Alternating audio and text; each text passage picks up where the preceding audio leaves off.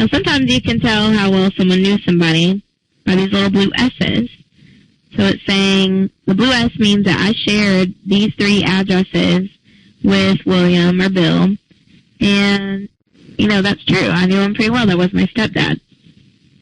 Now, the D indicates that he's now deceased. So sometimes a death certificate or something might be needed. So it gives you the date of death, county of death.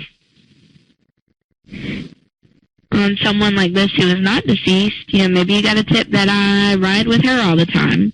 You could click her social, do a search on her, and see what she drives. I could be riding in the passenger seat. You never know. Lots of AKAs for some people that, have had a lot of name changes or even have, easily misspelled names. You'll see this symbol, which is the concealed weapons permit. It means this person has or had a concealed weapons permit. Here's her address, her phone number if you need it. Just more people I'm connected to. Scrolling down. Next up is the relative summary that can really help you figure out who these people are in relation. So, no, it does not say father, mother, whatever, but if you look at it, you can pretty much tell. It always starts out with first-degree relatives, so it's one arrow there. It means first degree. It's her name, her age, 56. I'm 28. Looking down at the AKAs, you can see where we had the same last name at one point. This is immediate family because it's 1 degree of separation. This is my mom. Now, indented under my mom, we have second-degree relatives. They're indented under my mom because they're connected to her. They're her first degrees. You can see that last name, Southall. You can see the age difference. You can see where my mom was a Southall at one point. That's her maiden name.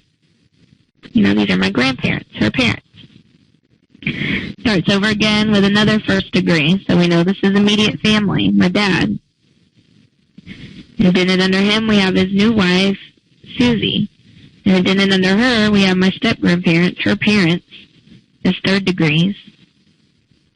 So that's kind of how it works. I look at the last names. Just make sure you skip over the AKAs. They can be confusing and, it makes a difference who's indented under who.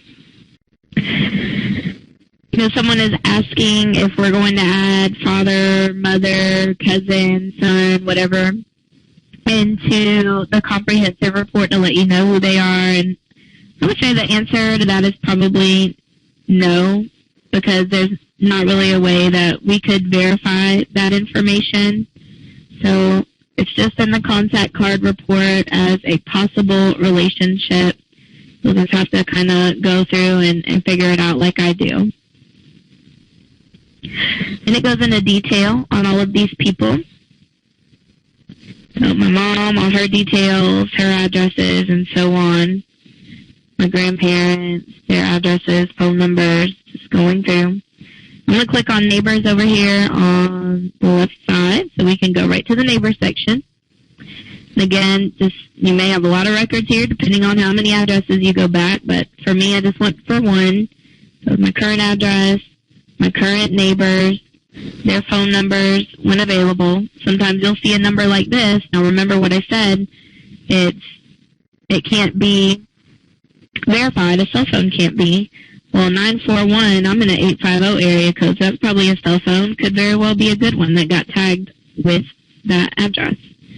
So don't disregard the numbers that don't have the name in black next to them, because they could be good numbers. Just write down any that you see. Days. So that's all you would have to do. There are a few more reports I want to cover.